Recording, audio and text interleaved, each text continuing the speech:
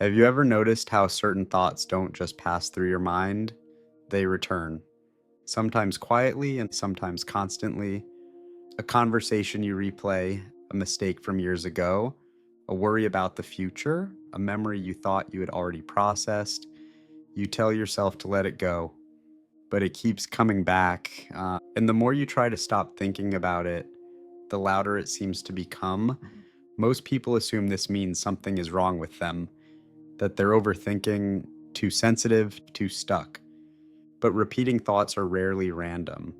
Your brain usually has a reason for bringing them back, and understanding that reason can completely change how you respond to them. This video isn't about forcing thoughts to disappear. It's about understanding why they return in the first place, because when you understand the system behind your thoughts, they often lose the power they had over you. Your brain is not designed to be quiet. It's designed to predict, to scan for problems, to track unfinished situations, to prepare you for what might happen next.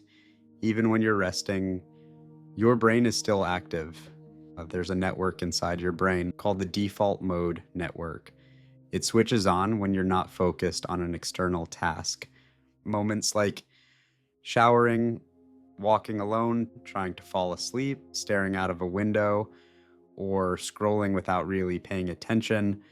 This network has one main job. It reviews your life, it replays memories, it simulates possible futures, and it tries to make sense of unresolved experiences, which means repeating thoughts often appear, not when you're busy, but when your brain finally has space to process things. Not every thought repeats, only certain ones do. A useful way to understand this is what we can call the unfinished threat rule. Your brain treats unresolved situations like open tabs.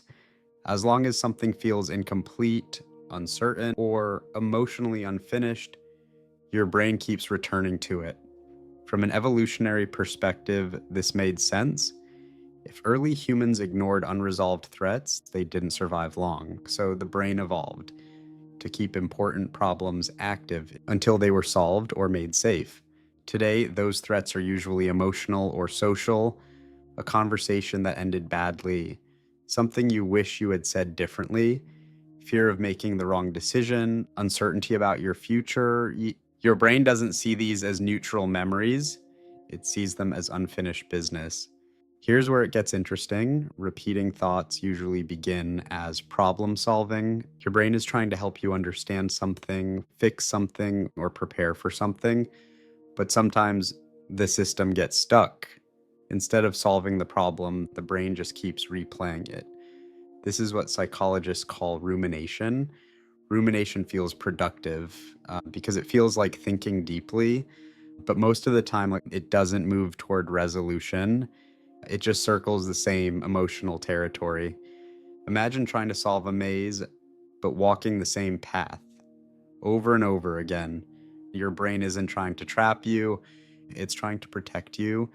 Using a strategy that worked in the past, it just doesn't realize that this particular loop is no longer helping. Many people respond to repeating thoughts by trying to suppress them. They distract themselves, they push the thoughts away, they tell themselves to stop thinking about it, but the brain doesn't work well with forced silence. When you actively try not to think about something, part of your mind has to keep checking whether the thought is still there. So instead of disappearing, the thought stays under constant surveillance. It's like trying not to notice a sound. The more you listen for its absence, the more aware of it you become. Repeating thoughts also tend to attach themselves to identity, not just what happened, but what it might mean about you. What if I'm not good enough? What if I made the wrong choice? What if this says something about who I am as a person? When thoughts connect to identity, the brain treats them as especially important. Identity helps the brain predict behavior. So if something feels like it threatens your sense of self, the brain flags it as high priority. And high priority thoughts get replayed more often. When thoughts repeat, your brain is usually trying to do one of three things: resolve uncertainty, protect you from future pain, or make meaning out of past experiences. It's not trying to torture you, It's trying to close loops. But closure doesn't always come from thinking harder.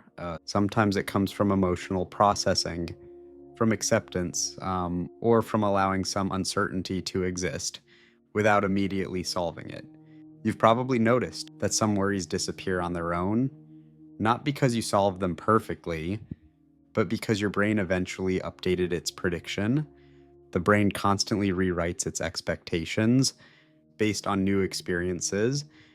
When it learns something is safe, understood, or no longer urgent, the thought gradually loses priority. This is why calm repetition of new experiences often changes thinking patterns more than force. The brain learns through experience, not commands.